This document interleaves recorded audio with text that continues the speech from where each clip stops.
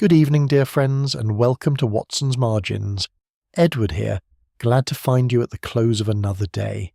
Tell me, is there paper near you this evening? Perhaps a letter unopened, a notebook half filled, or simply the quiet desk where your thoughts tend to settle after dark? Watson understood such moments well. It was in the stillness of lamplight, with ink drying on the page, that the careful mind perceives what the busy world conceals. Do subscribe so you never miss a quiet evening with us here at Watson's Margins. Now, draw your chair a little closer, for as reason teaches, a document that will not speak is simply waiting for the right question. You'll find the Watson's Margins Spotify channel linked in the description below. Do join us there as well. Chapter 1, The Affidavit in Gold.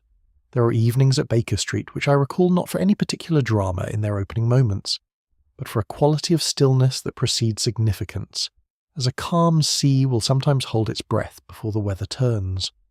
Such was the evening of the 14th of November in the year 1893, when I arrived at our old rooms to find Sherlock Holmes seated at the chemical end of the table, his long fingers holding aloft a single sheet of paper, as though it were a relic recovered from some ancient and disreputable excavation. I had been in practice at Kensington for some years by that time, and my visits to Baker Street, though regular, were no longer the daily necessity they had once been. Holmes bore my absences with the cheerful indifference one might expect from a man whose true companions were his violin, his tobacco, and the inextinguishable curiosity that served him in lieu of ordinary human attachment.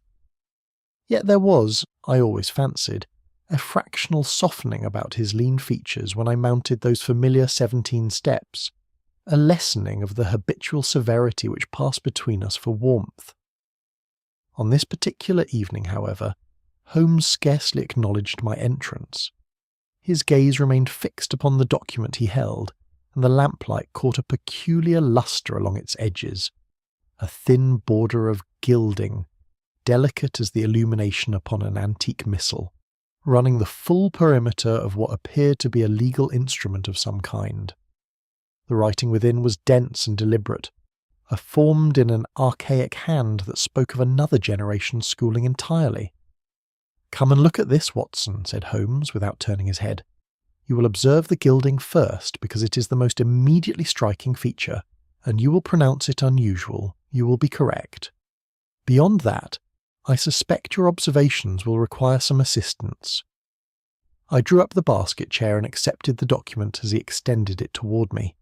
It was, as I had surmised, an affidavit, a sworn declaration of some kind, though unlike any I had previously encountered in form.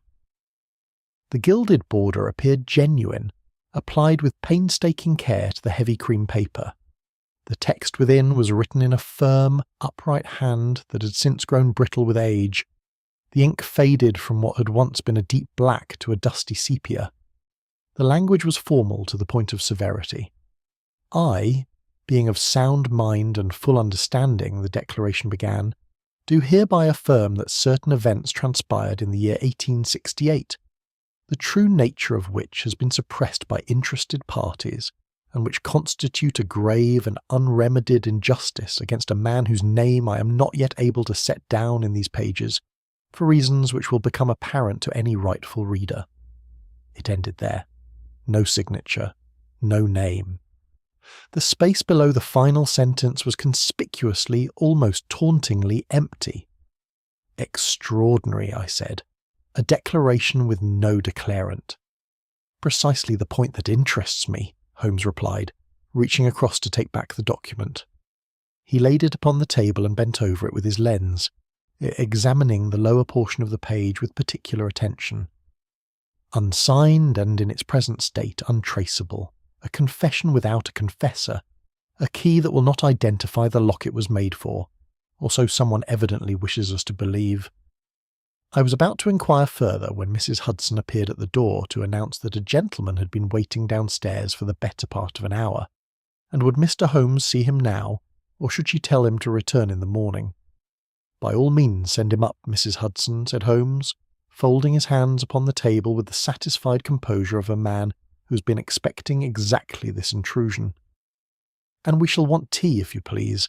The night is distinctly autumnal." The gentleman who entered a moment later was a man of perhaps 55 years, a broad-shouldered and well-proportioned, dressed in the sober but expensive fashion of a prosperous solicitor.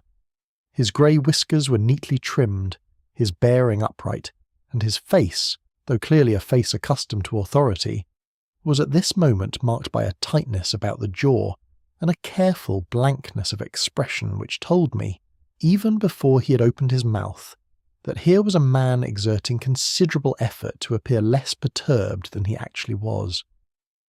"Mr. Holmes," he said, "I am Percival Mordaunt of Gray's Inn.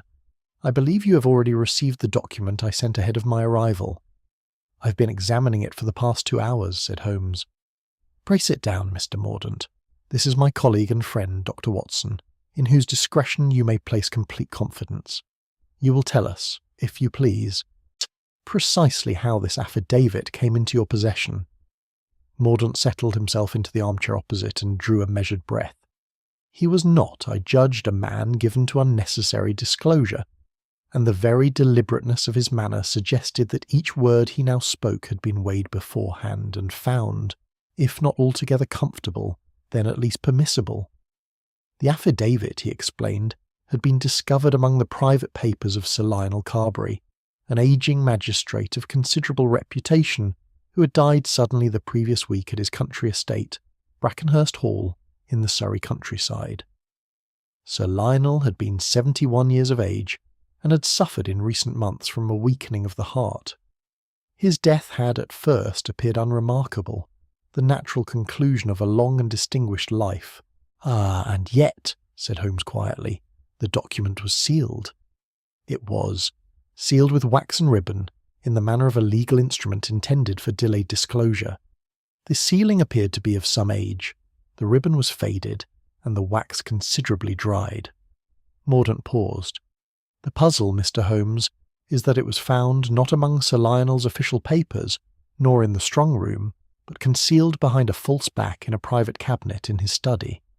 A cabinet which, I should add, was not generally known to exist." "Who was present at Brackenhurst Hall at the time of Sir Lionel's death?" asked Holmes, with that air of casual precision which I had come to recognise as anything but casual. Mordaunt counted upon his fingers. "Myself.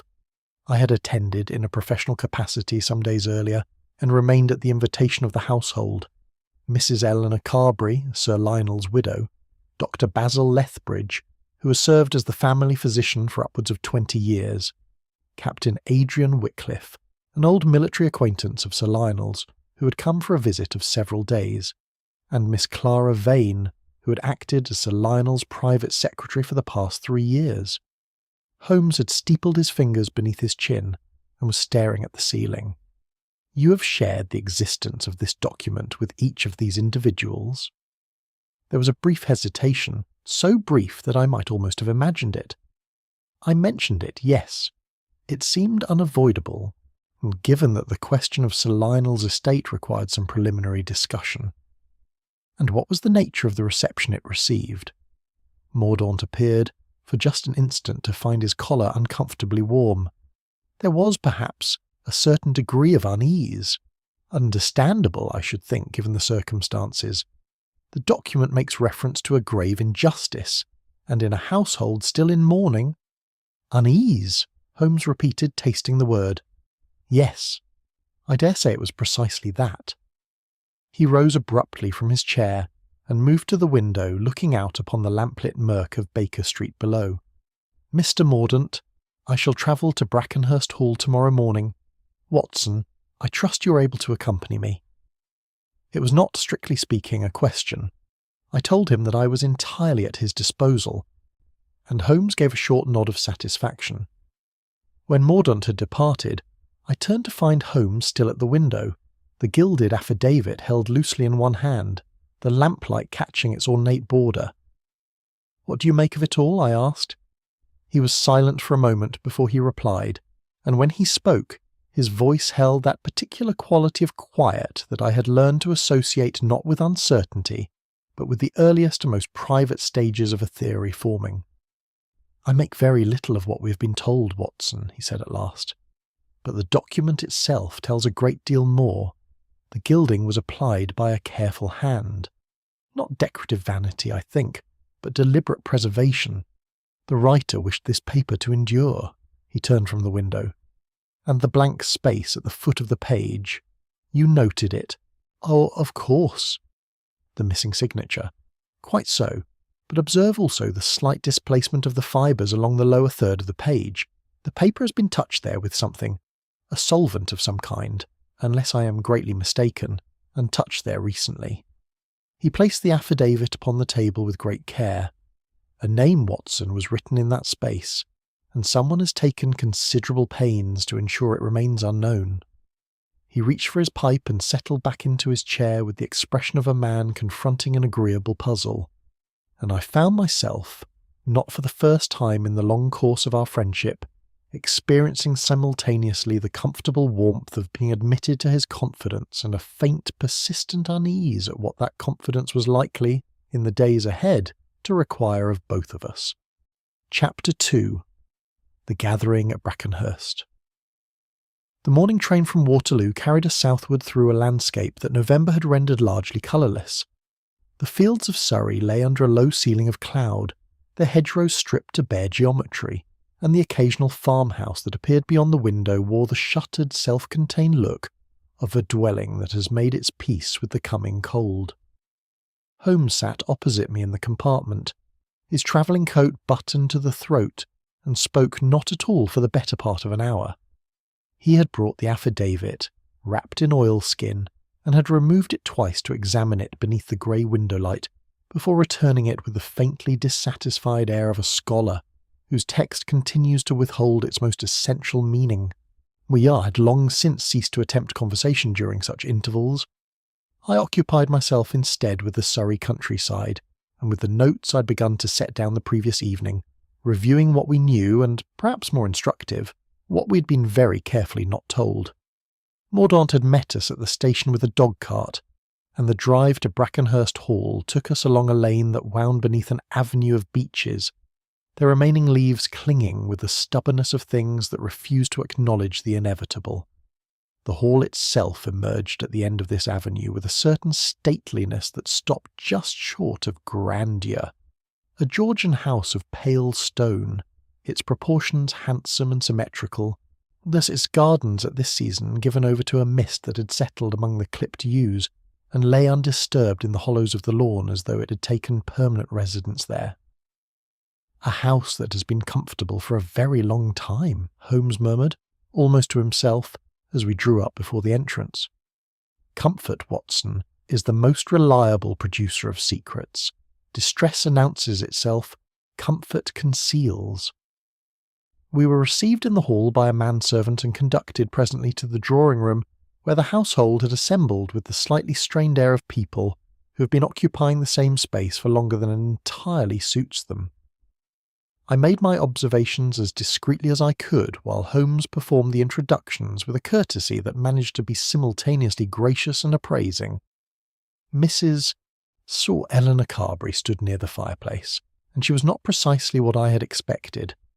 She was perhaps 50 years of age, handsome in a composed and deliberate fashion, dressed in correct mourning.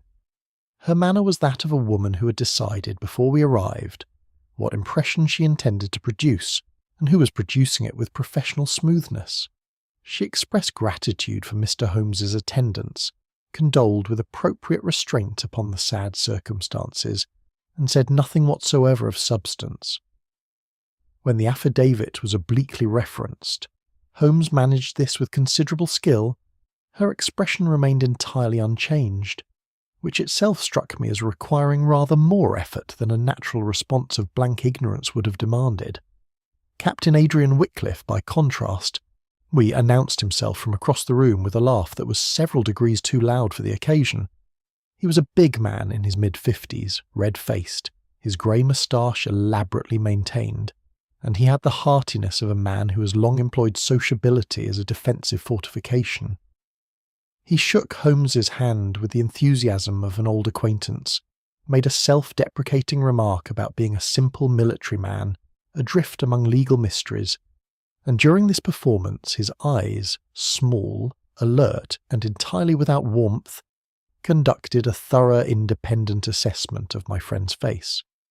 Whatever conclusions those eyes reached, the laugh that covered them revealed nothing.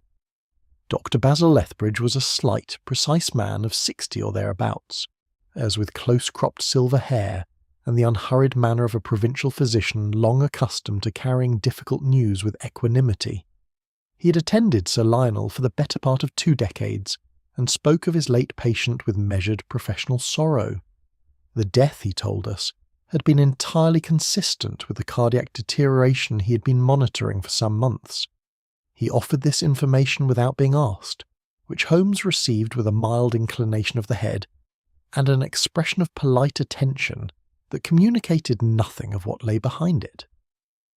Miss Clara Vane was the last to be introduced, and she was the one upon whom my attention settled with the instinctive concern of a medical man. She was young, 4 or 5 and 20 at most, slight in figure with dark hair and a pale, somewhat drawn face that under other circumstances might have been lively. She sat apart from the others, a small notebook closed upon her knee, and when Holmes addressed her directly, she answered with the careful brevity of someone who has resolved to say only the minimum required by civility. Her hands, I noticed, were not entirely still. Holmes's questions during that first hour were of the most general and apparently aimless variety, the sort of meandering inquiry which his less perceptive observers have sometimes mistaken for indirection, but which I had learned to recognise as a form of systematic excavation. He asked about Sir Lionel's daily habits, the running of the household, the nature of the archive kept in the study.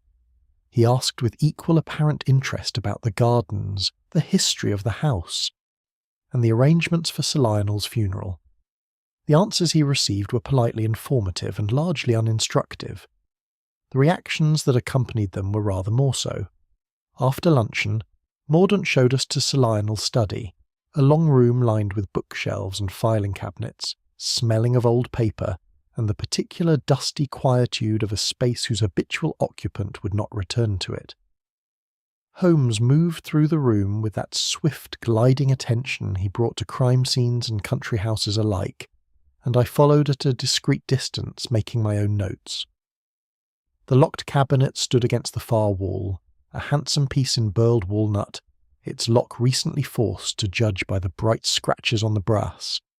Mordaunt confirmed that this was where the affidavit had been discovered.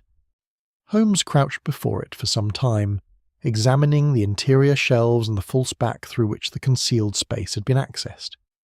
He rose presently and moved to the fireplace. Despite the weather being, as Mordaunt had remarked, milder than the season warranted, the grate had been recently swept and scrubbed, almost aggressively so. Holmes passed his hand along the interior and examined his fingertips. "When was this fireplace last used?" he asked. Mordaunt said that he was not certain. The household had laid fires in the drawing-room and the guest bedrooms, but Sir Lionel's study had not, to his knowledge, been used for warmth since the magistrate's death. "No," said Holmes. "For warmth, perhaps not."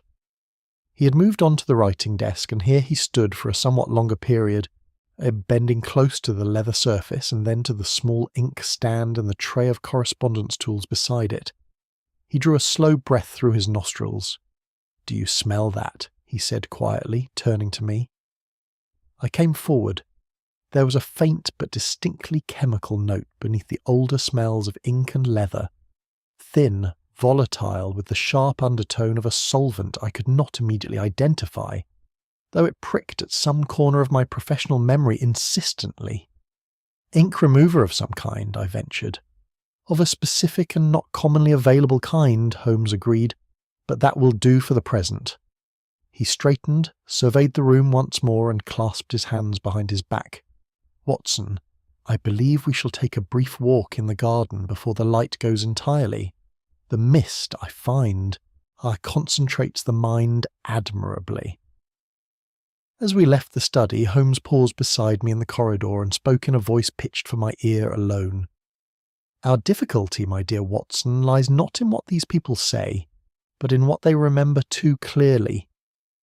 I glanced back toward the drawing room, from which the sound of Wycliffe's constructed laughter reached us along the passage, and I found that I agreed with him entirely, though the precise significance of the observation would not become apparent to me until the events of the following morning rendered it, like so many of Holmes's remarks, grimly and unanswerably exact. Chapter 3. Death before the inquiry I am not. 3. Death before the inquiry I am not. After long acquaintance with Sherlock Holmes and the dark territories into which his investigations have repeatedly taken us, a man easily startled from his sleep. Yet the knock that came at my bedroom door at Brackenhurst Hall in the grey hour before 7 that Wednesday morning carried in its urgency something that brought me upright before I had fully surfaced from unconsciousness. A quality of controlled alarm that is, in my experience, more unsettling than any simple cry of distress. It was Mordaunt. He stood in the passage holding a candle, though the first thin light was already arriving through the landing window, and the flame served more as evidence of how hastily he had moved through the house than as any practical illumination.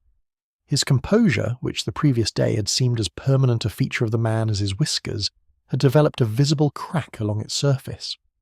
"Miss Vane," he said, "in the library. You had better come at once. Doctor." I was dressed and following him down the stairs within 2 minutes, and Holmes, whose door stood open as I passed it, his bed not so much as disturbed, fell silently into step beside me from the direction of the study corridor, which told me that he had not been to sleep at all. The library occupied the east wing of the ground floor, a long book-lined room that smelled of old bindings and the particular cold of a space that had stood unheated through the night.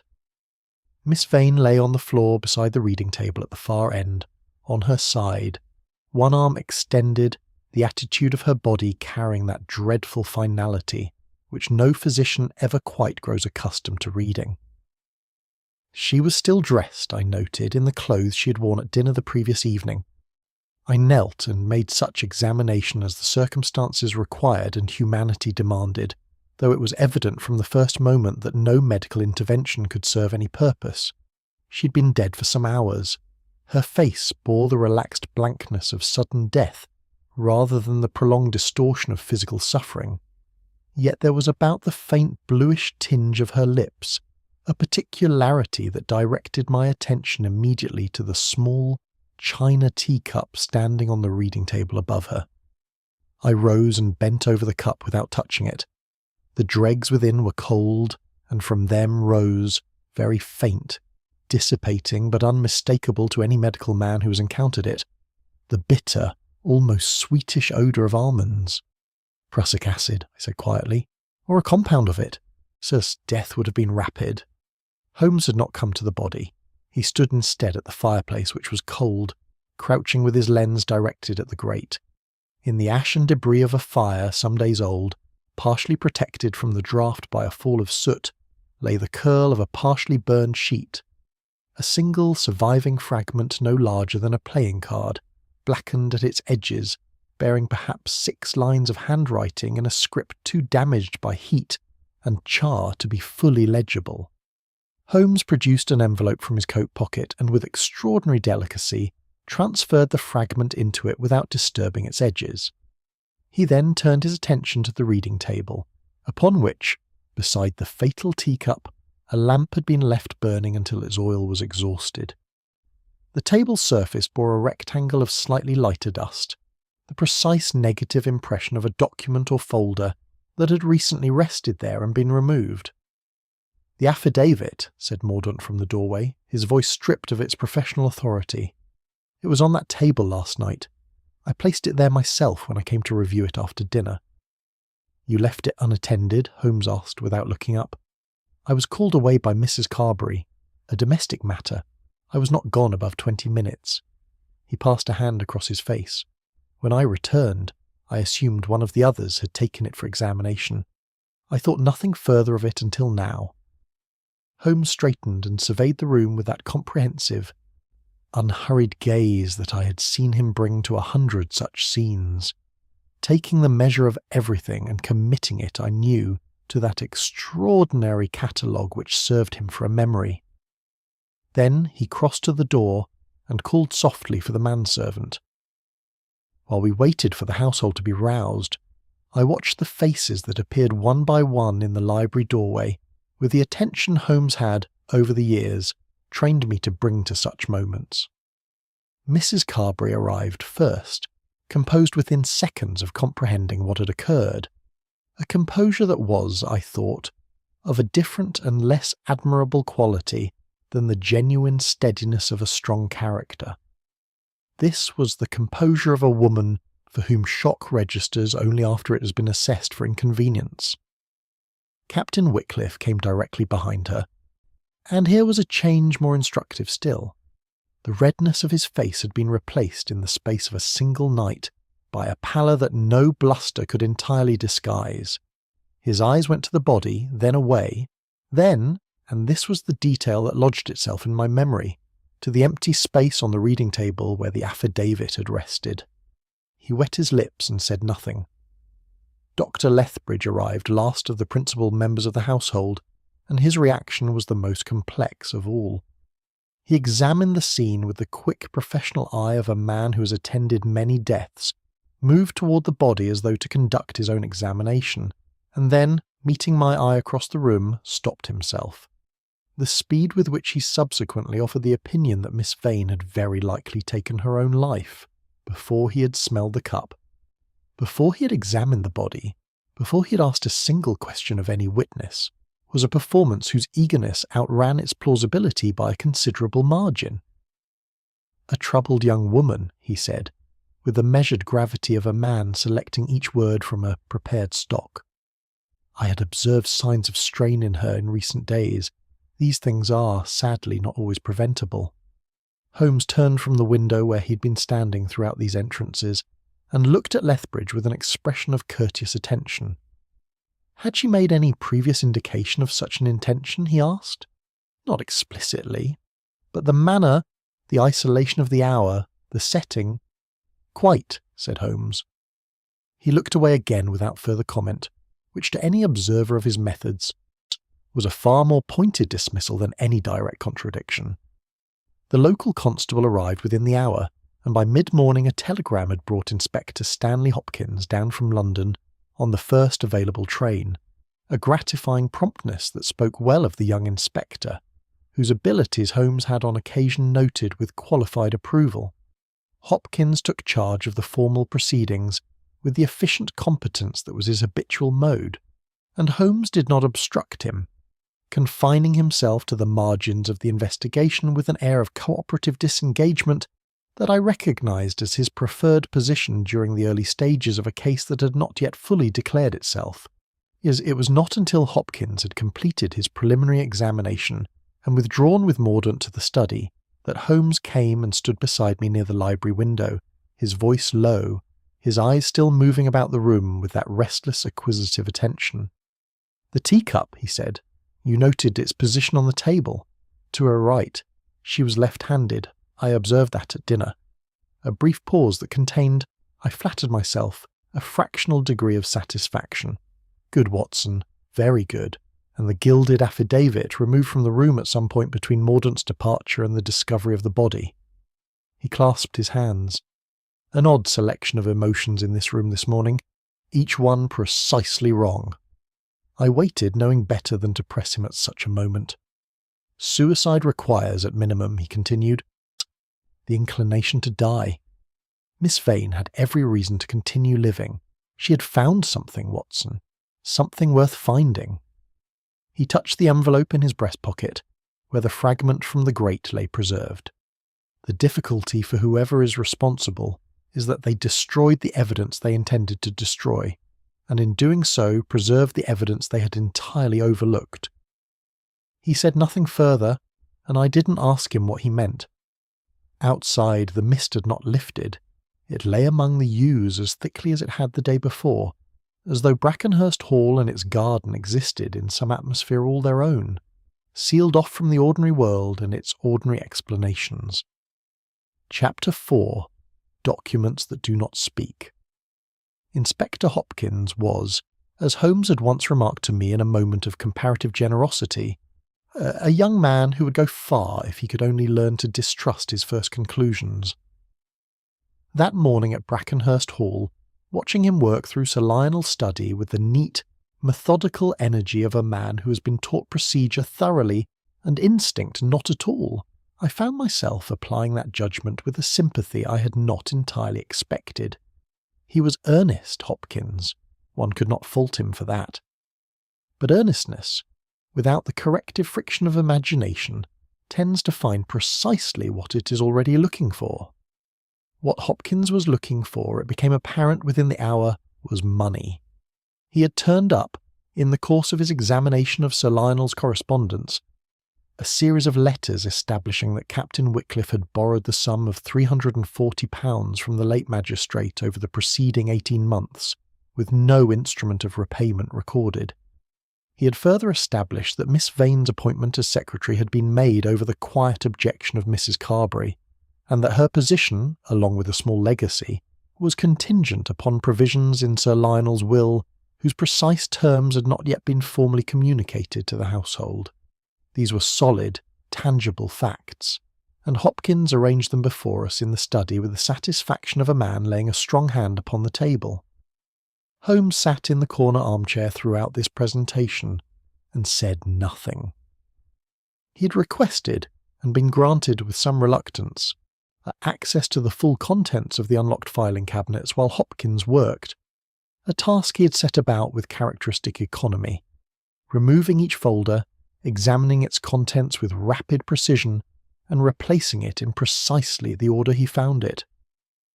From where I sat near the window I could observe both men simultaneously, and the contrast between them was not unedifying. Hopkins building upward from fact to conclusion with bricklayer's care, and Holmes moving through the same material in some other dimension entirely, following a thread invisible to the rest of us.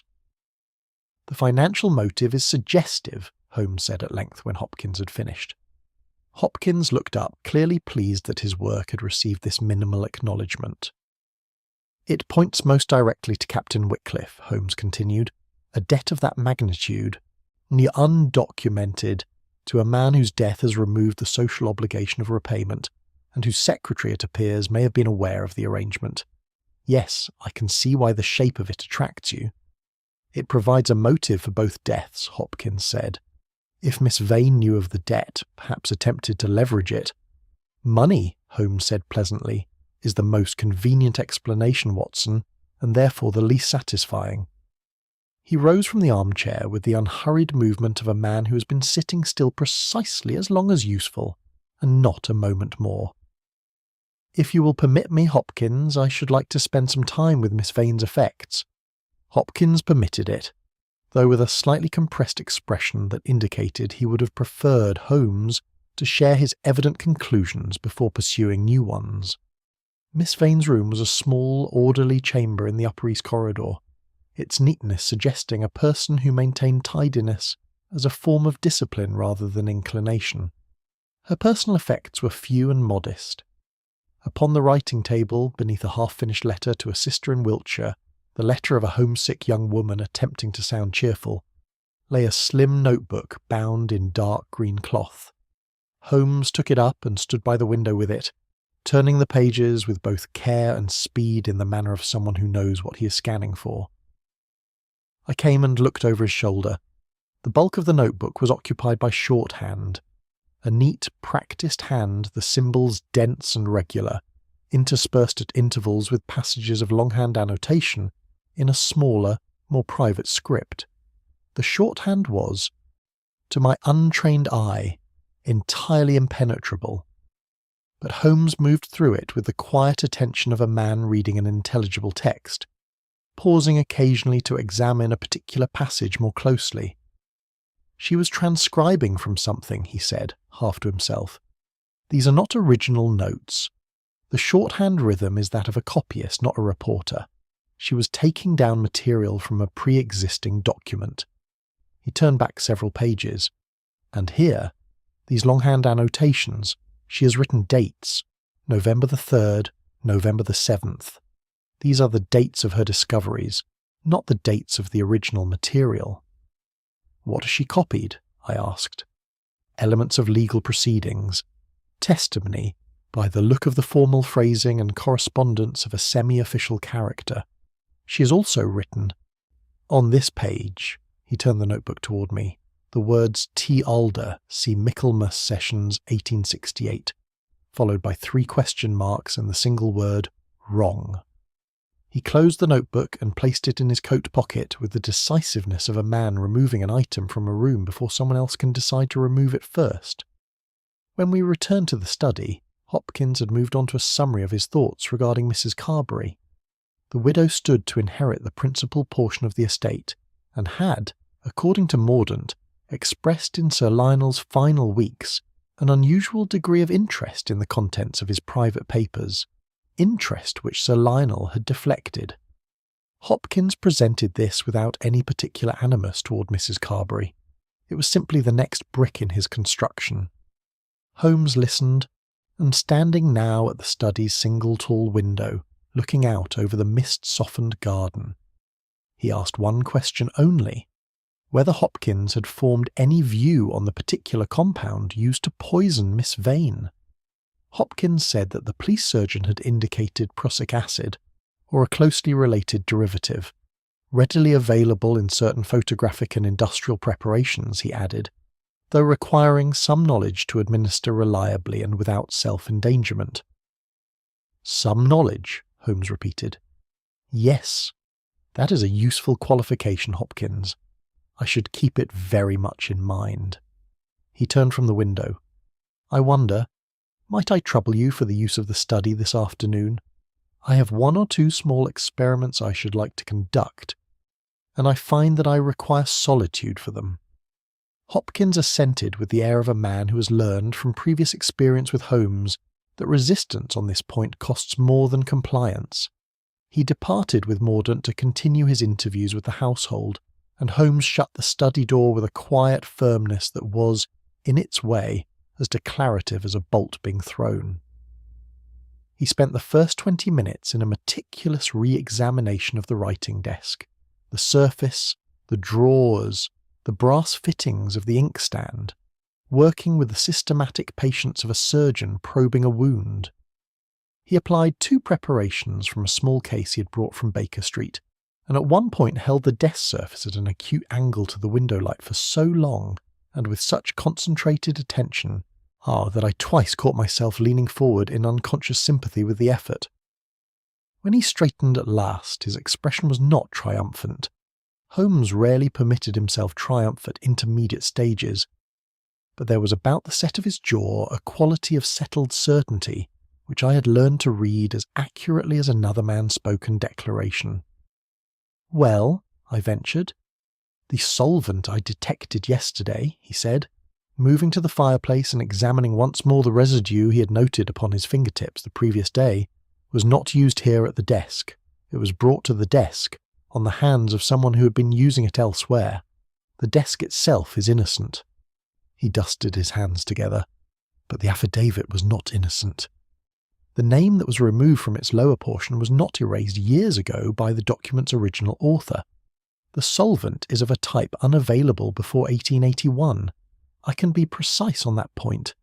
The erasure was done recently, within the past fortnight, I should estimate. He crossed to the chair, sat, and reached for his pipe with the deliberate calm of a man settling into a problem he finds genuinely deeply interesting. "So the affidavit was tampered with after Sir Lionel's death?" I asked. "Before or immediately after, the distinction may prove important." He pressed the tobacco down with his thumb. "The document that Miss Vane died to protect, or to expose, was already incomplete when she found it. Someone had already begun the work of erasure." He looked at me over the bowl of his pipe. "Which means, Watson, that the tampering and the murder were not the same impulse. The first was cautious, the second was desperate, and desperation, in my experience, is invariably the result of caution having already failed." Chapter 5. A Case Buried in the Past. There is a particular quality to the silence of an archive, something denser and more deliberate than ordinary quiet, as though the accumulated weight of written record produces its own atmosphere. Sir Lionel Carberry's filing system occupied 3 tall cabinets and 2 oak chests along the north wall of the study, and Holmes had been working through it since shortly after 6 that Thursday morning when I found him there, the remains of a cold breakfast pushed to one side, his coat discarded over the back of a chair, and around him on every available surface a carefully ordered arrangement of folders, ledgers, and bound correspondence that suggested the organised aftermath of a minor explosion. He did not look up when I entered. He was bent over a ledger of considerable age, its spine cracked and its pages the colour of old ivory, holding it at such an angle to the window that the early light fell directly along the lines of text. I poured myself coffee from the pot on the side table, still tolerably warm, and settled into the chair by the door, knowing better than to interrupt. It was some 10 minutes before he spoke, and when he did it was without preliminary. Michaelmas Sessions, 1868. Surrey Quarter Sessions Records. He turned the ledger toward me across the table. Thomas Alder, clerk, aged 22, of Guildford, are charged with embezzlement and forgery in connection with the private accounts of Messrs. Vanthorpe and Crane, a firm of investment brokers then operating out of premises in the City of London. He paused. Convicted on the testimony of 3 witnesses and the documentary evidence of 2 handwriting experts, sentenced to 7 years' hard labour. Another pause, this one longer and of a different character.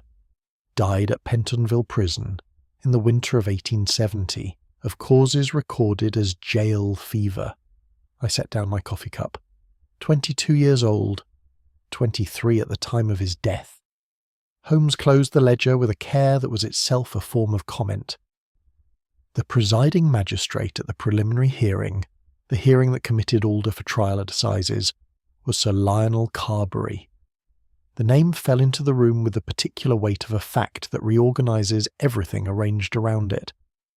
I sat with it for a moment, watching Holmes, who had already moved on to another folder and was scanning its contents with the rapid, consuming attention he brought to material that confirmed rather than contradicted a forming theory. "And the witnesses?" I asked. He extracted a single sheet and placed it before me. It was a summary document, handwritten in the formal legal style of the period, listing the principal figures connected with the committal proceedings. I read down the page. The testimony establishing Alder's access to the falsified accounts had been provided by one Adrian Wycliffe, and then a junior partner in a firm with commercial connections to Vanthorpe and Crane. The handwriting verification, attesting that the forged signatures on the disputed documents were consistent with Alder's hand, had been carried out by one Dr. B. Lethbridge, described as a graphologist and occasional expert witness of some local standing.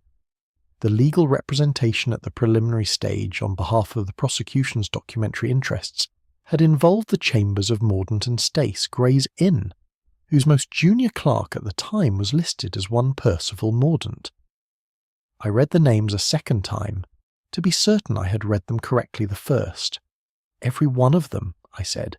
"Every one of them now gathered beneath this roof," Holmes agreed, without any tone of satisfaction. Which told me he had arrived at this conclusion some time earlier and had moved past the initial impact of it. 25 years ago, 4 individuals, then at the early or middle stages of their respective careers, were connected with a criminal prosecution that sent a young man to prison. A young man who died there. He picked up Miss Vane's green notebook, which lay open on the desk before him. Miss Vane found this connection in Sir Lionel's papers within the past 2 weeks. Her annotations confirm the dates. She was a thorough and intelligent young woman, and she understood what she had found. Hence the shorthand copies, I said. She was preserving the evidence. Copying it, at the very least. Oh, whether she intended to use it for exposure or simply could not leave what she had discovered unrecorded, that is a distinction we can no longer put to her. He was quiet for a moment. A quality entered that quiet which was not precisely sentiment. Holmes was too disciplined for sentiment in the working hours of a case, but which was adjacent to it, and which I had seen in him before, when the victim of a crime had been young, or isolated, or both. She copied the records of the trial with some care. She noted the name of Thomas Alder. She wrote the word wrong beside it. He set the notebook down. She was correct. You believe Alder was innocent. I believe the affidavit was written by someone who knew Alder was innocent, and who was unable to carry that knowledge to the grave in silence. He rose and moved to the window, and I observed that the mist was thinning at last, the garden beginning to emerge from it with the tentative particularity of detail returning after long absence.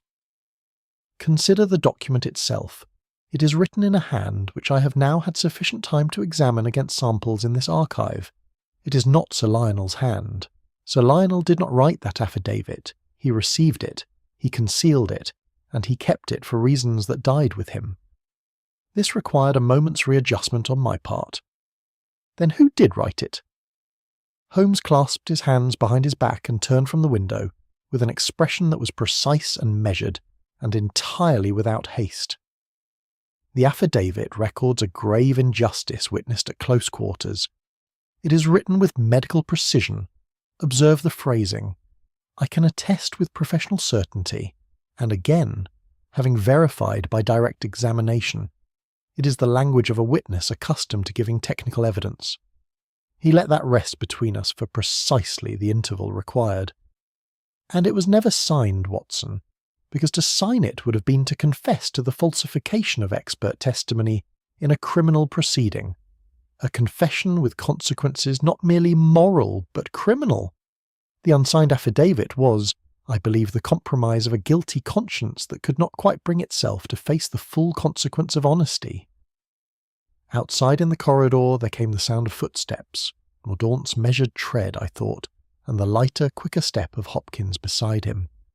Holmes moved with unhurried efficiency to restore the papers on the desk to an arrangement that suggested casual rather than systematic examination, and when the door opened a moment later, he was standing at the side table pouring himself coffee, with every appearance of a man who has spent a quiet morning in comfortable reading. Hopkins entered with the slightly compressed energy of a man bearing news he considers significant. He had received, he said, a telegram from his sergeant in London confirming that Captain Wycliffe had, in the week before his arrival at Brackenhurst Hall, made inquiries through a third party regarding the current market value of a parcel of land in Hertfordshire, held jointly, this was the material point, with the estate of the late Sir Lionel Carberry, a financial entanglement, as directly relevant to the question of motive. Holmes received this information with courteous attention, and the expression of a man filing it in a drawer he does not expect to open again. It is suggestive, certainly, he said. You are building a thorough case, Hopkins. When Hopkins and Mordaunt had gone, Holmes set down his coffee and looked at me with the directness he reserved for moments when he wished to be unambiguous. Hopkins will arrive at Wycliffe, he said, by perfectly sound reasoning, along a perfectly straight road, and will be perfectly wrong. Wycliffe is a dishonest man and quite possibly a frightened one, and those qualities will make him appear guilty of a great deal he did not do. He picked up his coat from the chair. The past, Watson, has returned, not as memory, but as evidence. The difficulty is that only one person in this house understands precisely how much evidence remains, and that person has already made one very serious error. What error? I asked. Holmes drew on his coat and looked once more at the orderly rows of Sir Lionel's archive, at 25 years of careful, scrupulous, incriminating record-keeping. They burned the wrong document, he said simply, and walked out. Chapter 6. The Circle of Silence. The afternoon brought a change in the weather. The mist that had clung to Brackenhurst Hall since our arrival thinned at last and gave way to a pale, watery sunshine that illuminated the garden with the tentative generosity of a season already in retreat. I had taken to walking the grounds after luncheon, partly for air, and partly because I discovered that certain members of the household spoke more freely in the open than they did within doors, where the sense of being overheard had settled upon everyone like a second and less comfortable atmosphere. It was on one such walk that I encountered Captain Wycliffe on the path beside the yew hedge. He fell into step beside me with the practised ease of a man who has spent much of his life managing social situations he would have preferred to avoid, and we walked together for some minutes in the manner of two men with nothing particular to say to one another who have temporarily run out of alternative company. He asked how the investigation was proceeding.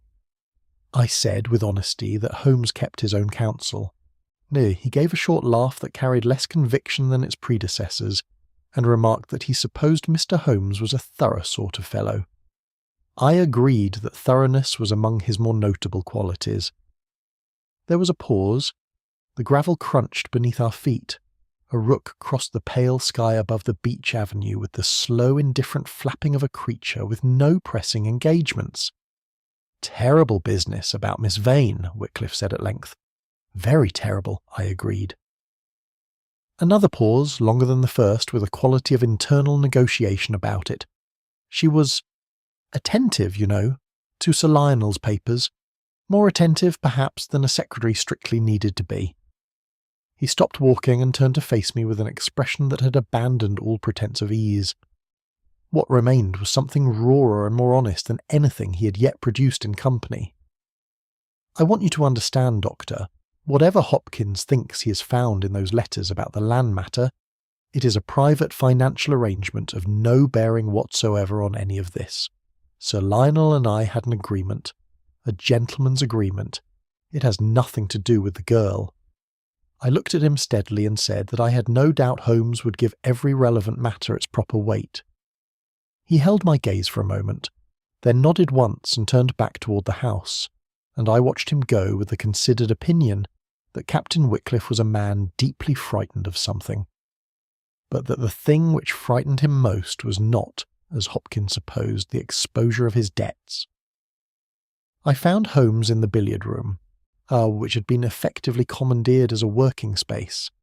He had covered the central table with papers arranged in a pattern, whose logic I could not immediately discern, documents grouped and regrouped, connected by pencilled annotations on separate slips, and he was seated sideways on the billiard bench, one knee drawn up, staring at the arrangement with the focused vacancy of a chess player examining a position. A fire had been lit, and for once the room was warm. I relayed my exchange with Wycliffe as accurately as I could. Holmes listened without interrupting, which was itself a form of attention. When I had finished, he unfolded from the bench and came to stand before the table. "Wycliffe did not say that he had nothing to do with the Thomas Alder affair," he observed. "He did not. He confined himself entirely to the land transaction. Precisely. A guilty man, when offered an implicit opportunity to deny a specific crime, will deny the lesser charge with considerable energy and leave the greater charge conspicuously unaddressed." He moved two of the grouped documents across the table with a forefinger. "Wycliffe knows what he did in 1868. He knows that others in this house know it too. What he does not know, and what is eating at him with considerable efficiency, is how much of it Holmes has managed to establish from paper evidence alone. He had been working, he told me, through the surviving correspondence files with the particular attention now directed at the investment scheme that had originally generated the falsified accounts. Sir Lionel's archive was, for a man of his legal training, surprisingly complete on the matter, not because Sir Lionel had been careless, but because he had been, Holmes believed, engaged in a decades-long private reckoning with the events of 1868. He kept the records, Holmes said, as a man keeps a wound open, deliberately, with a strange fidelity to something he could not acknowledge publicly and could not bring himself to destroy privately. He picked up a bundle of letters tied with faded tape. "This correspondence is between Sir Lionel and a firm of enquiry agents in Guildford, dating from 1883. He was attempting, quietly and without any official standing, to reconstruct the case against Thomas Alder. He wanted to know whether the conviction could be overturned. 15 years after the fact," I said, "conscience, Watson, and does not observe a statute of limitations. He appears to have reached the conclusion, correctly on the available evidence, that Alder had discovered irregularities in Vanthorpe and Crane's private investment accounts. Not committed them, discovered them." Holmes set the letters down. The firm had been operating a scheme in which client funds were diverted through subsidiary instruments. When Alder began asking questions, the partners faced exposure. The most efficient solution was to reverse the accusation, to make the inconvenient clerk the criminal, and to secure that reversal through the cooperation of people with both the means and the motive to assist. The picture that assembled itself from this explanation had the cold geometrical clarity of a thing long suspected finally confirmed. A young man of 22, unconscientious enough to question what he had found, and surrounded by men powerful enough to transform that conscientiousness into his destruction. Wycliffe provided false testimony, placing Alder at the scene of the alleged forgeries, Holmes continued. His connection to the investment firm gave that testimony credibility. Lethbridge, then establishing himself as an occasional expert witness of some local repute, provided the handwriting verification, attesting that the disputed signatures matched Alder's. Without that expert attestation, the case against Alder was circumstantial only. He paused. Mordaunt, then a very junior clerk in the chambers engaged for the prosecution, almost certainly had no active role in the fabrication. But he was present. He knew.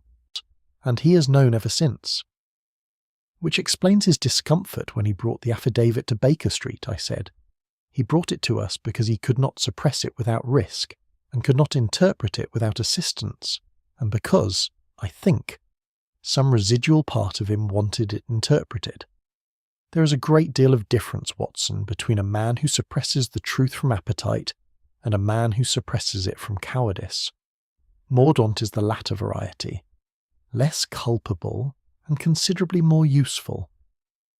Holmes gathered several of the papers from the table and arranged them into a single ordered stack. The investment scheme itself collapsed in 1874. The firm dissolved without public scandal. The men who had profited from it dispersed into their separate respectabilities. Wycliffe to his military career and his country entertainments, Lethbridge to his practice and his modest reputation, Sir Lionel to his magistracy, and, evidently, to his private torment.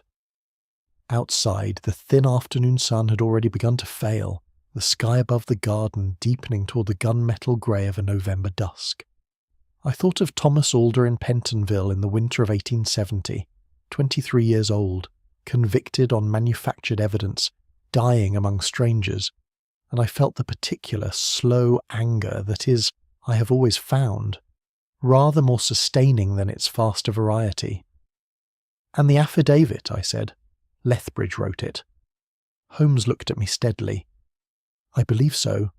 Written years after the conviction, when guilt had accumulated beyond the capacity of silence to contain it, and concealed rather than delivered because the courage required for full confession was never quite sufficient. He moved to the fire and stood with his back to it, hands clasped. He gave it to Sir Lionel, whether as a confession, a shared burden, or a form of mutual insurance, I cannot yet say with certainty. But Sir Lionel received it, locked it away, and kept it for more than 20 years. Until his death brought it into other hands. Until his death, Holmes agreed, removed the last restraint upon it. He looked into the fire for a moment. The past, Watson, has returned, not as memory, but as evidence. The question that now remains is how far one man was prepared to go to ensure that the evidence said nothing. He turned from the fire, and in the shifting light his face held that expression I had seen before at the decisive turn of a case. Not excitement precisely, but a kind of sharpened readiness, the look of a man who can see the conclusion from where he stands, and is choosing his path to it with deliberate care. Tomorrow, he said, I intend to have a private conversation with Dr. Lethbridge. Chapter 7. The Convenient Theory. Hopkins presented his case at 10 o'clock on Friday morning in the drawing-room, with the assembled household arranged before him in attitudes that range from Mrs. Carberry's studied composure to Wycliffe's barely contained agitation. Mordaunt sat to one side with his hands folded on his knee, giving the impression of a man attending his own inquest. Holmes had taken a chair near the door, slightly apart from the others, and had the appearance of a gentleman who's arrived to observe proceedings in which he has a general but not specific interest. I knew him too well to be deceived by this. Hopkins was, I will say, persuasive. He had built his case with genuine care, and its architecture was sound enough that I found myself, at intervals, momentarily persuaded of it despite everything Holmes had told me the previous evening. The theory, presented in its completed form, ran as follows. Miss Clara Vane, in the course of organising Sir Lionel's papers following his death, had discovered correspondence establishing Captain Wycliffe's substantial and undocumented financial indebtedness to the late magistrate's estate. Recognising the precariousness of her own position under the terms of a will not yet formally ratified, she had made private approaches to the captain, suggesting that her silence regarding the debt and certain other matters she had encountered in the archive might be worth something to him. Wycliffe, faced with the prospect of financial ruin and the exposure of what Hopkins carefully described as prior irregular conduct, had obtained prussic acid in a compound preparation, introduced it into a cup of tea left for Miss Vane in the library, and subsequently removed the Gilded Affidavit, whose contents he feared, during the interval in which Mordaunt had been called away. Hopkins outlined the circumstantial supports with commendable precision. Wycliffe had been seen by the parlour-maid entering the corridor adjacent to the library at approximately 9:30 on the Tuesday evening, some 2 hours before Mordaunt had placed the affidavit on the reading table, and perhaps 2.5 hours before Miss Vane's estimated time of death. He had, by his own account, retired early, but the parlour-maid's observation placed him in movement through the house at a time inconsistent with that account. His financial connection to the estate was documented. His previous acquaintance with the Alder affair provided, in Hopkins's reading, the secondary motive, the fear that the affidavit's contents would surface alongside the debt, and that the combined exposure would be devastating. When he had finished, the room was silent for a moment. Wycliffe sat with his jaw set and his large hands gripping his knees, and said, in a voice stripped of its habitual performance, that the accusation was a damnable lie. Mrs. Carberry studied her own folded hands. Dr. Lethbridge, seated nearest to the window, looked out at the garden with the stillness of a man who has decided that stillness is his safest available posture. Holmes spoke from his chair by the door, in the pleasantly conversational tone he employed when he was about to be most exacting. A thorough construction, Hopkins. I wonder if I might raise 1 or 2 points of a technical nature, not to obstruct your conclusion, but to test its foundations. Hopkins, to his credit, inclined his head with genuine rather than performed openness. The prussic acid preparation, Holmes began. You have identified the probable commercial form, a photographic fixing agent, I believe your surgeon suggested, of the kind available from certain specialist suppliers. He paused. Captain Wycliffe is a military man of the old school, an outdoorsman. His photographic interests, from what we can observe of his person and his conversation, appear to be nil.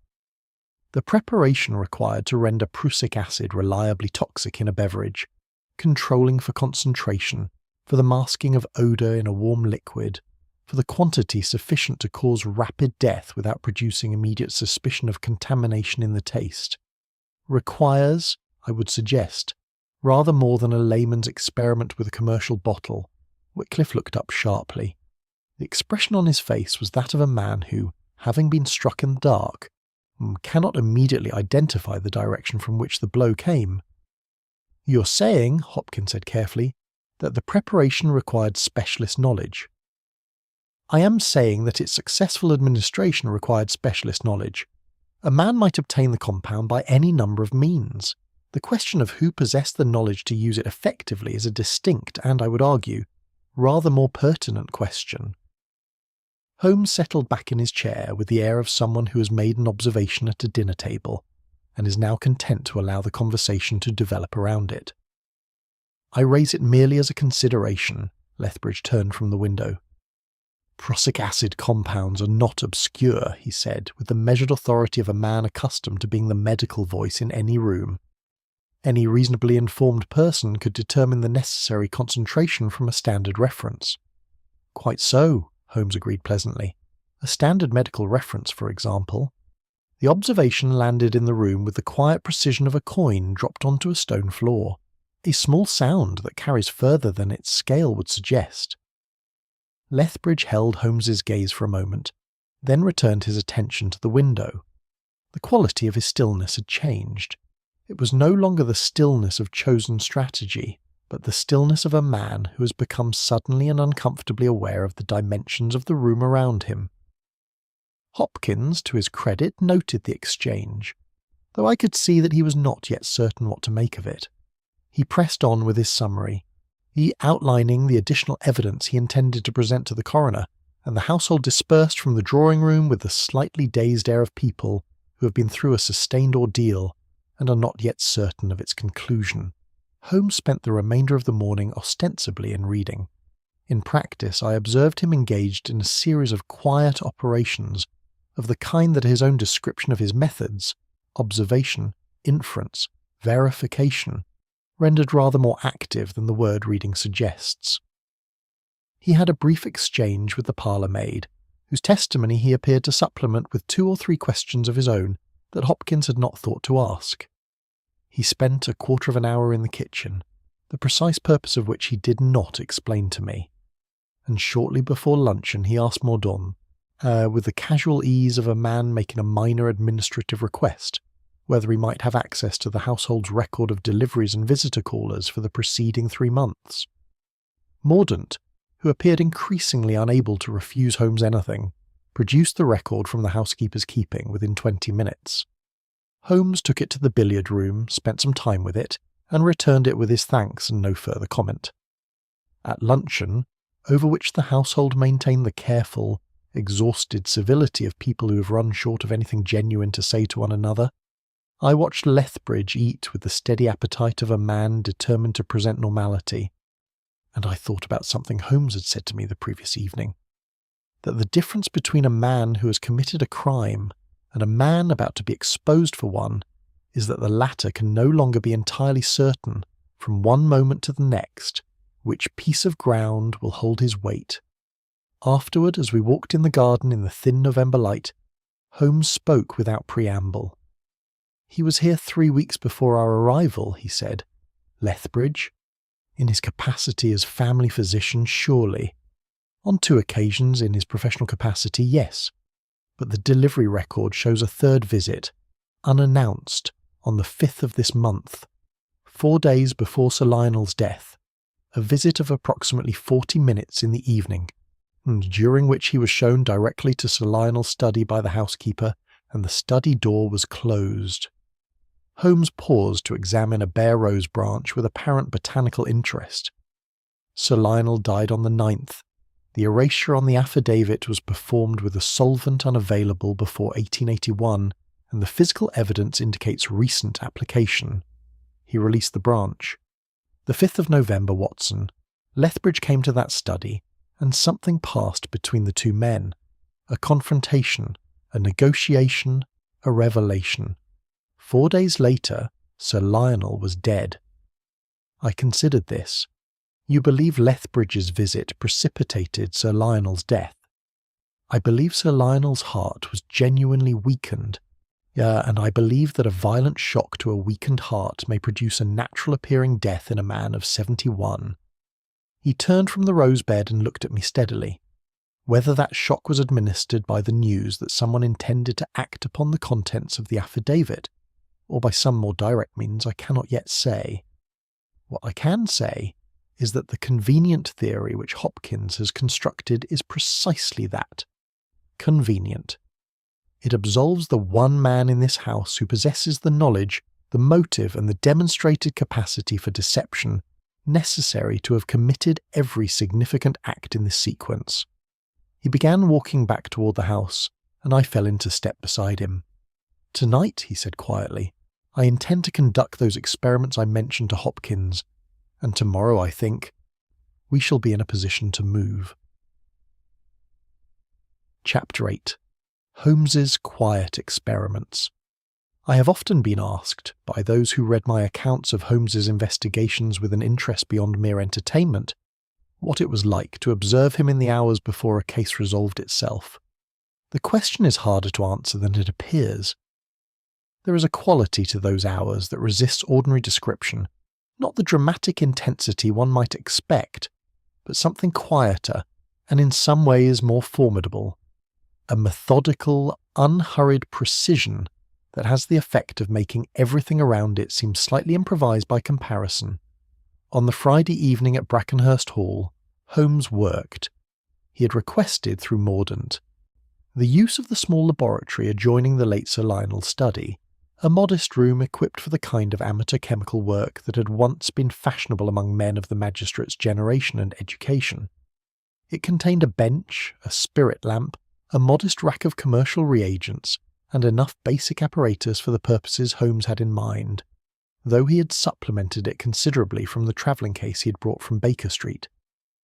He set me to work at one end of the bench with specific instructions regarding 3 separate preparations, and himself occupied the other end with the combination of absolute concentration and apparent physical calm that always marked his experimental work.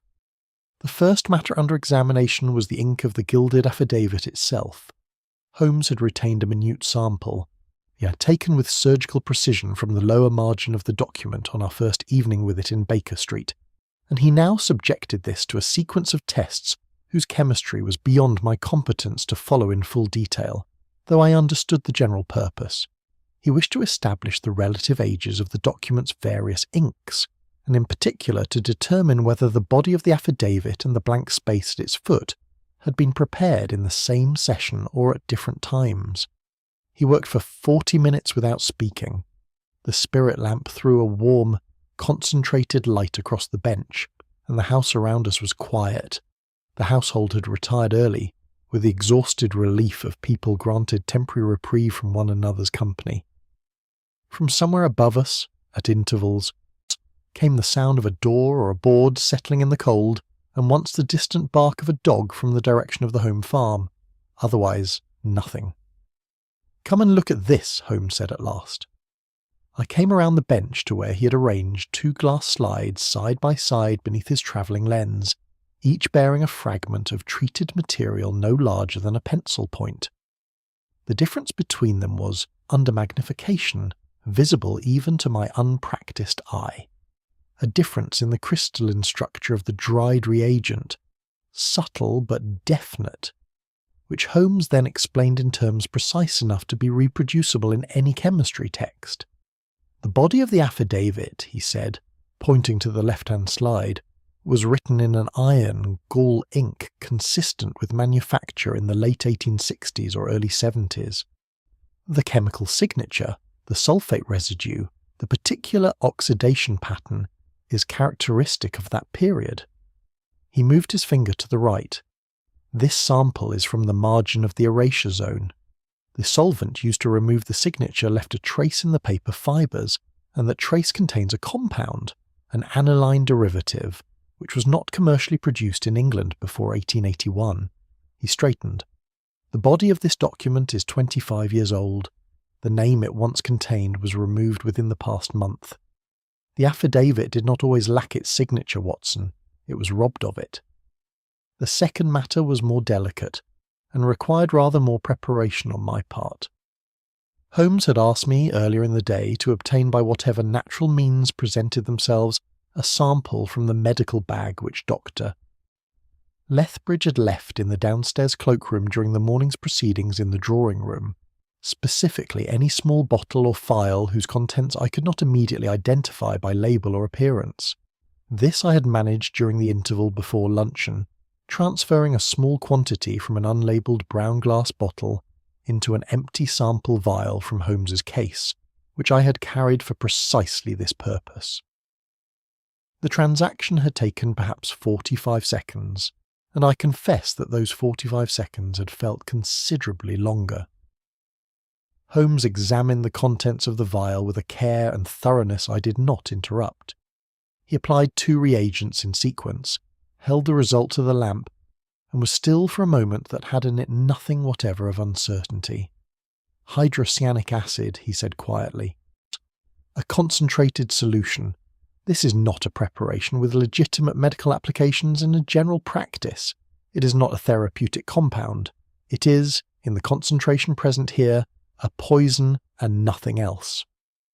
I had expected the confirmation, had been as certain as Holmes that this was what we would find, and yet hearing it stated plainly in the warm lamplight of that small room produced a sensation in me that was not satisfaction, but something heavier, a combination of vindication and sorrow that I suspect is a fairly accurate description of what justice feels like in its private, preliminary stages. Will it be sufficient, I asked, as evidence? It will be necessary. Whether it is sufficient depends upon what else we can establish. He stoppered the vial with great care and placed it in the inner compartment of his case. The presence of this preparation in Lethbridge's bag proves that he possessed the means. The dating of the erasure establishes that he had tampered with the affidavit before Miss Vane could use it. The unannounced visit on the 5th of November connects him to Sir Lionel in the days immediately preceding the death. He locked the case. What I do not yet have, what I must have before I place this before Hopkins, is the connection between the erasure and the destruction of the signed version of the affidavit. I know what was burned in that library fireplace. I must be able to demonstrate it. He turned then to the fragment recovered from the grate on the morning of Miss Vane's death. The small, charred remnant he had preserved in its envelope with such deliberate care. He handled it with the reverence one might extend to a document of considerable official importance, which in a real and consequential sense it was. The surviving lines of handwriting, damaged at both edges, were partially legible under magnification, and Holmes worked through them with the patient, concentrated attention of a paleographer deciphering a damaged manuscript. He spoke as he worked, quietly and without emphasis, as though reading aloud to himself. The hand matches the body of the affidavit, the same individual writing in the same ink at a later date. The phrasing here, I can recover perhaps a third of each line, is declaratory, formal. There are 2 words at the end of what appears to be the final line of text that are almost entirely legible. He adjusted the lens by a fraction. The first is a month. November, he paused. The second is a year. 1893. Another pause of a different quality. And beneath them, in the same hand, the beginning of a signature. The letters L, E, T, and then the Shah takes the rest. He set down the lens and sat for a moment with his hands flat on the bench before him. The fire in the library grate had been thorough. Someone had fed that document into the flames with deliberate purpose, watching it go, waiting to ensure that it was gone. But fires are imperfect instruments of concealment, as Holmes had remarked to me on more than one occasion, and this fire had left its evidence in the very fragment it had failed to consume, a fragment bearing a date, a month, and 3 letters that were, in the context of everything else assembled on that bench, as conclusive as a full signature. He wrote it twice, I said. He wrote it twice. Once, the unsigned version, delivered to Sir Lionel, perhaps as a shared burden, perhaps as a form of insurance. The second time, signed and dated, either as a final resolution of conscience, or as a document intended for delivery to some authority after his own death. Holmes rose from the bench and moved to the small window, looking out into the darkness of the Surrey night. When Sir Lionel died, and the unsigned version was found, Lethbridge understood immediately that his name, once removed from that document, had not made it safe. The signed version, wherever he'd kept it, remained. So he brought it here, to this house, intending to recover the unsigned copy and destroy the signed one simultaneously. And Miss Vane found it first. Miss Vane found the unsigned copy before he could reach it, had already begun transcribing from the archive, and confronted him with what she knew, or perhaps simply made clear by her manner and her questions that she knew enough. He turned from the window. He could not risk either document surviving. He destroyed the signed version in the library fireplace, administered the poison, and removed the unsigned affidavit to prevent it being read further. Holmes picked up his coat from the bench stool and drew it on with the deliberate movements of a man completing a preparation. He made one error that he cannot correct. He burned the signed copy, then which bore his name and this month's date, and which proved his recent return to the question. He left the unsigned copy, which he'd taken from the library, in his possession, and the unsigned copy, Watson, still bears the chemical trace of his solvent. His hand is on it, as surely as if he had signed it. He extinguished the spirit lamp. The room fell into shadow and the cold of the November house pressed in around us. In the morning, Holmes said, we conclude this. Chapter 9. The true author of the affidavit, Holmes, sent word to Hopkins at 7 o'clock on Saturday morning, a message whose brevity I suspect told the young inspector rather more than its explicit contents, which requested only that he remain at Brackenhurst Hall and convene the household in the drawing-room at 10.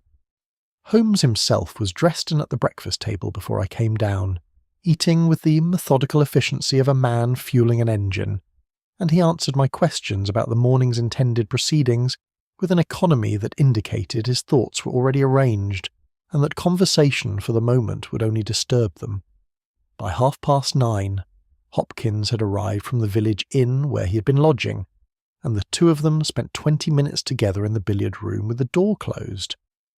I do not know precisely what passed between them, but Hopkins emerged from that conversation a visibly altered man, still contained, still professional, but with something in his bearing that suggested a careful internal reconstruction was underway. At 10 o'clock we gathered.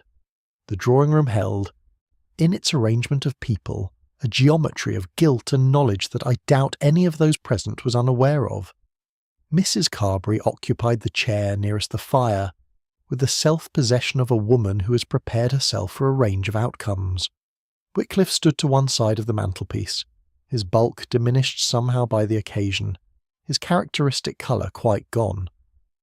Mordaunt sat at the writing table, his hands folded before him, in the attitude of a man attending a judgment he has long known to be overdue, and Dr. Basil Lethbridge had chosen, with what I could only regard as an instinct for emblematic irony, the chair furthest from the window, the darkest corner of an already sombre room. Holmes stood before the fireplace. He had not arranged the room, had made no theatrical preparation, had requested nothing beyond the assembly itself. When he spoke, it was in the conversational register he employed when the material at his disposal required no amplification. "I want to tell you," he said, "about a young man named Thomas Alder." He did not look at any single person as he began. He spoke as one recounts a matter of established historical record. Plainly, without embellishment, the facts arranged in the order in which they had occurred. Alder's employment at Vanthorpe and Crane, his discovery of irregularities in the firm's private investment accounts, the speed and efficiency with which that discovery had been converted by those with the means and the motive into a criminal accusation against Alder himself, the false testimony that placed him at the scene of the alleged forgeries, the expert attestation that sealed his conviction. He was 22 years old when he was committed for trial, Holmes said. He died in Pentonville prison 18 months later. He was innocent of every charge laid against him, and was convicted entirely upon fabricated evidence. This is not conjecture, it is a conclusion established beyond reasonable doubt by documentary material which has existed in this house, in the archive of the late Sir Lionel Carberry, for the better part of 3 decades. Wycliffe made a sound, not quite a word, something that began as a denial and did not complete itself. Holmes turned his gaze toward him for the first time, and whatever Wycliffe saw in that gaze was sufficient to prevent the sound from developing further. "There are 3 people in this room who participated in the events of 1868, Holmes continued, his voice entirely level. Mr. Mordaunt, then a junior clerk, who was present and who knew, Captain Wycliffe, who provided false testimony, and Dr. Lethbridge, who furnished the handwriting attestation upon which the conviction principally depended." He paused. "I do not propose to rank these in order of culpability. That is a matter for the appropriate authorities and ultimately the appropriate courts. What I am concerned with this morning are the events of the past 3 weeks.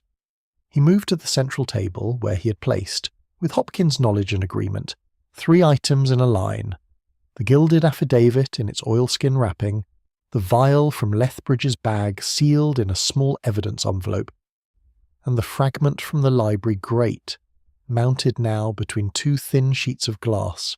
He did not touch any of them. He simply stood beside them and continued. The affidavit was written by Dr. Lethbridge, not in 1868, but some years afterward, when the weight of what he had done had become, I believe, genuinely insupportable in private silence. He wrote it as a partial confession, partial because it was unsigned, because the courage required to place his name upon it and deliver it to any authority was never in the event sufficient. He gave it instead to Sir Lionel Carberry, whose own conscience in this matter had been working at him with comparable persistence. Sir Lionel received it, concealed it, and kept it for more than 20 years as a man keeps evidence he cannot act upon but cannot destroy. Lethbridge had not moved. He sat with his hands upon his knees and his eyes directed at some point on the carpet between himself and Holmes, and the stillness of him was now entirely without quality, not composed, not watchful, simply the stillness of a man who has run out of available responses. When Sir Lionel's health deteriorated this autumn, Holmes continued, the question of what would become of the document after his death became urgent. Lethbridge came to Brackenhurst Hall on the 5th of November, unannounced in the evening, and the two men had what I believe was their final and most direct conversation on the subject. We cannot know its precise content. We know its consequence. 4 days later, young Sir Lionel Carberry was dead. He let that stand without elaboration. The room absorbed it in silence. The death may have been natural. Sir Lionel's heart was genuinely and seriously weakened. It is not impossible that the confrontation of that evening proved, in the most literal sense, fatal. I make no accusation on that specific point which the available evidence does not yet support. Holmes's voice remained entirely without emphasis, which somehow made the measured precision of the reservation more rather than less disturbing.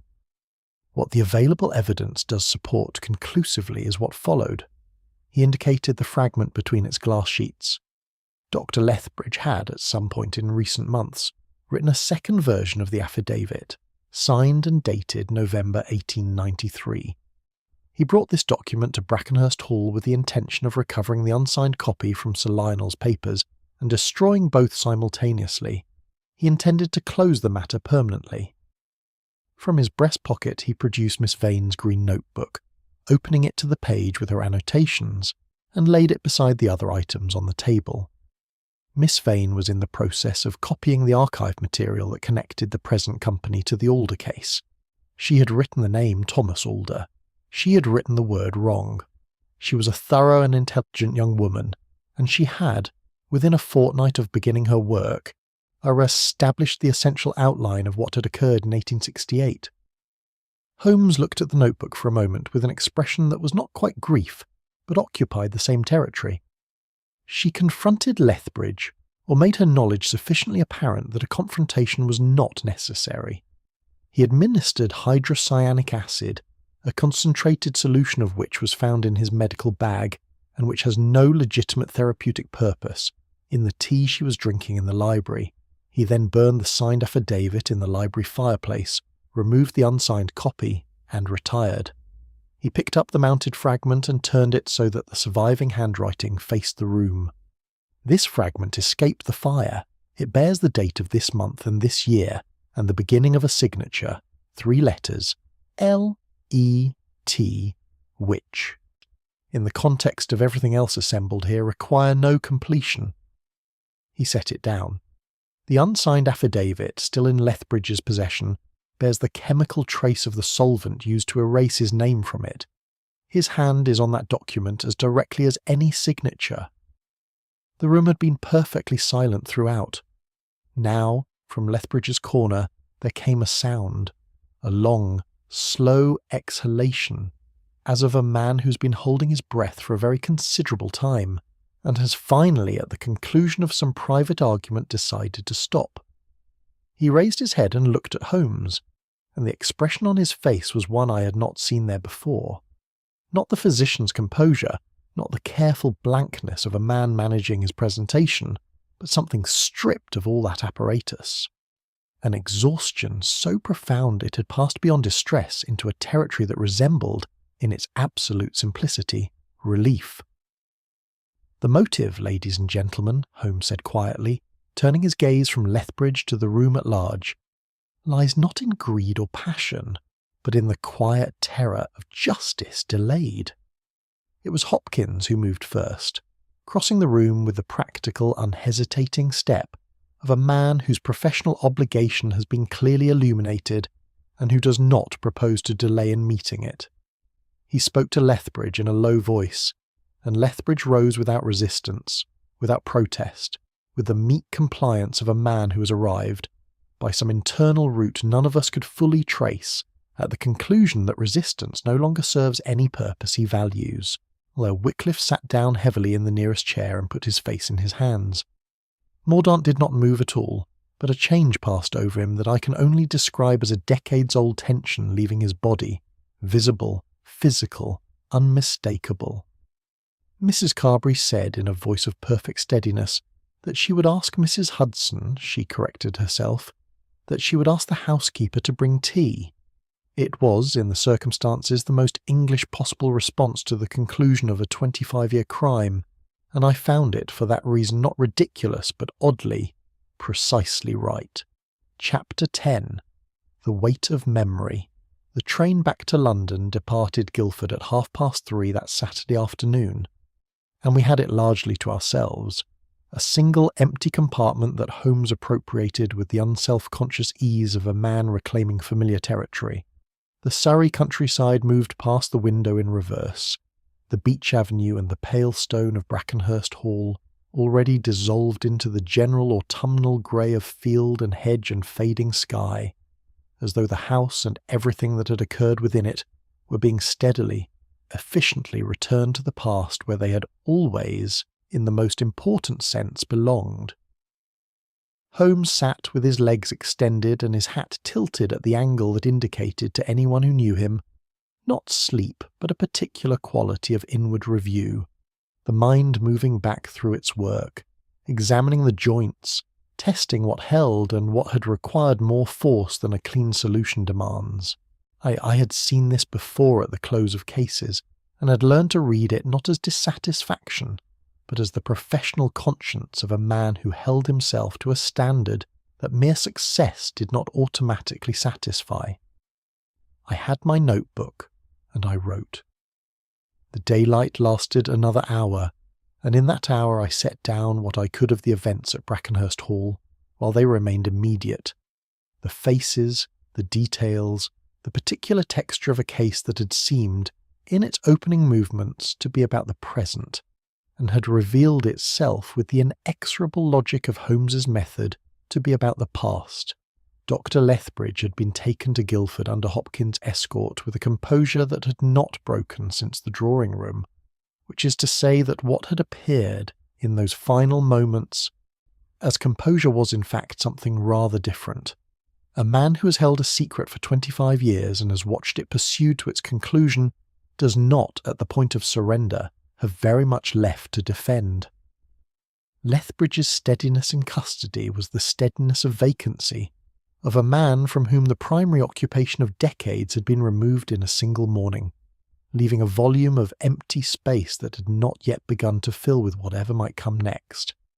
Hopkins, to his considerable credit, had accepted the correction of his theory with a grace that I did not find entirely surprising. He had always struck me as a man whose pride, though real, was ultimately less important to him than getting the matter right. He had shaken Holmes's hand with genuine feeling before we departed, and had said in a low voice that he hoped the Alder family, if any survived, would be informed. Holmes had said that he would see to it personally. Wycliffe had left Brackenhurst Hall within the hour of the drawing-room proceedings, without ceremony and without the various performances by which he had hitherto managed his public presentation.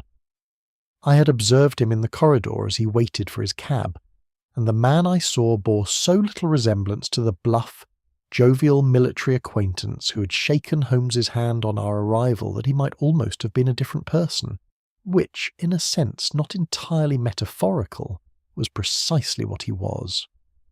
What remained when the performance was stripped away was a man of ordinary dimensions, carrying a weight that would not, I suspected, grow lighter with the years. Well, Mordaunt had spoken to Holmes briefly before we departed. I was not privy to the full exchange, but I caught its closing moment. The solicitor standing in the entrance hall of Brackenhurst Hall, with his hat in his hands, looking at Holmes with the expression of a man who has rehearsed a speech for longer than he can account for, and finds when the moment arrives that the speech is unnecessary. "I should have acted sooner," he said. It was all he said. Holmes regarded him for a moment with an attention that was neither warm nor cold, simply direct, and therefore, in its way, more exacting than either. "Yes," he replied, "you should." And then, without softening it and without adding to it, he had picked up his bag and walked out. In the train compartment, as the light faded and the gas lamp above us flickered to life with a domestic hiss, I set down my pen and looked at Holmes. "What will become of Lethbridge?" I asked. He was quiet for a moment. "The charge of murder is clear. The evidence is sufficient.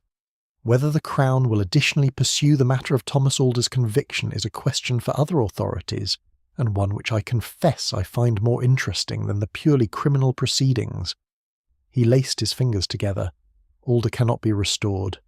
That is the permanent arithmetic of these cases, the one sum that never resolves in favour of justice, however precisely everything else is calculated. The conviction may be examined, the record corrected, the name cleared by whatever formal process the law provides. The man himself is 23 years dead in a prison where he had no honest business to be." He said it without self-reproach. He had had nothing to do with Thomas Alder's fate, but with the particular quality of acknowledgement that I had occasionally seen in him when a case had turned upon an injury that predated our involvement by years or decades. "There is a kind of justice," Holmes had once remarked to me, "that arrives in time to mark the grave and nothing more." He did not find it satisfying and did not pretend to. "Mrs. Carberry asked me before we left," I said, "what she ought to do with the estate, whether Sir Lionel's connection to the original case would affect its disposition." "What did you tell her?" "I told her that was a matter for her solicitor. Though not, I thought, does for Mordaunt." The ghost of something, not quite a smile, crossed Holmes's face. "Quite right. She's a composed woman. She will manage." He glanced out the window at the darkening countryside. She was not, as I read her, without knowledge of her husband's burden. Whether she knew its precise nature or only its general weight, I cannot say with certainty. But she knew something. The composure with which she received everything that occurred at Brackenhurst Hall was the composure of a woman braced, not surprised. I thought about this. It added to an already sombre case a particular shade of melancholy, a household that had lived, for how many years, in the ambient atmosphere of a guilt that was never quite spoken, never quite put down. Sir Lionel with his private archive and his locked cabinet and his cancelled attempts at posthumous reparation. Mrs. Carberry carrying in the currency of wifely intuition a sum whose precise figures she was perhaps better off not knowing.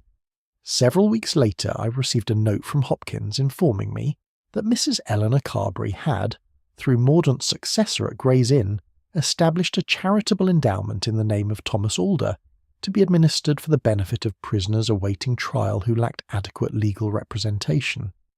It was a gesture that would not have surprised Holmes had he heard of it, though when I mentioned it to him at Baker Street one evening, he received the news with rather more attention than he typically extended to postscripts, and was quiet for a moment in a way that suggested he found it, if not entirely adequate to the occasion, at least precisely in the right direction. As for Lethbridge, he was tried at the Surrey Assizes in February, convicted on the evidence Holmes had assembled, and sentenced accordingly. The matter of Thomas Alder's conviction was referred to the relevant legal authority, and, after some months of the measured deliberation that such authorities bring to the correction of their predecessors' errors, the conviction was formally set aside, the record was amended, the name was cleared. I set these facts down in the order in which they occurred, with the plainness they deserve, because the temptation in concluding such a case is to reach for a resolution more neatly satisfying than the material honestly provides. These cases do not end so much as they subside, the immediate question answered. the proximate injustice addressed, and the deeper arithmetic, the portion that will not balance, left to whatever accommodation the living and the dead eventually reach between themselves. On the train from Guildford, as the last of the daylight gave way entirely, and our compartment settled into the warm, contained world of the gas lamp and the moving dark beyond the glass, Holmes reached for his pipe and filled it with the deliberate ease of a man returning to himself after a sustained period of directed effort. "You will write it up, I suppose," he said. "I think I must." He drew on the pipe and looked at the ceiling in the manner of a man composing a mild objection he has decided not to voice. "Try not to make it too elegiac, Watson. The sentimental tendency of your pen is among its most reliable characteristics and among its least useful." I told him that I would do my best. He accepted this with the equanimity of a man who does not expect very much from the assurance, and we rode the rest of the way to London in a companionable silence that had in it, I thought, everything that needed to be said. Holmes once told me that no secret is ever truly dead. It merely waits, like a sealed affidavit, for the moment when truth demands its signature. I have turned that remark over many times in the years since Brackenhurst Hall. I have come to think that he was right, as he was, in the respects that mattered, almost invariably right, and that the corollary is equally true, that truth, however long it waits, however many hands have worked to erase or suppress or simply outlast it, does not give up its claim. It is patient in the manner of all things that do not require haste. It will have its signature, in the end, from whoever owes it. Thomas Alder was owed his. Late, imperfect, and achieved by means he could not have foreseen, but his, at last, and on the record, where it will remain. That, I have always thought, is the best that can be said of justice in these cases. And it is not, when one has seen the alternative, a small thing to say,